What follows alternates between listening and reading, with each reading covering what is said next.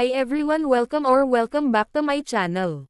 Paolo Avellino laging pinupuntahan si Kimi sa dressing room, kahit pala sa kanilang event behind the scenes, always beside her, itong si Papi Paolo kay Kimi.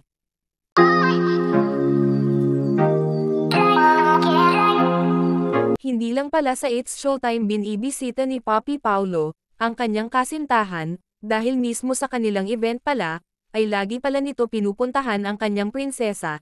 Nakakatawa nga ang naturang video, kung saan ay kuha ito behind the scenes, kung saan ay tapos na si Paolo na magbihis at ready na ito mag-perform, ay may pasilap itong si Pao kay Kimi sa dressing room kung saan ay talagang hinihintay niya ang kanyang girlfriend. Nakakakilig naman, gusto talaga niya makita lagi, itong si Kimi.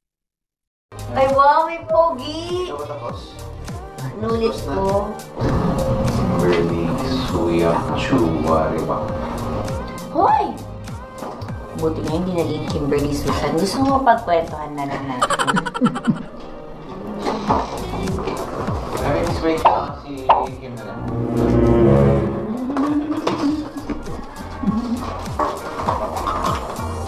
Okay lang din. Take your time. Talaga ba?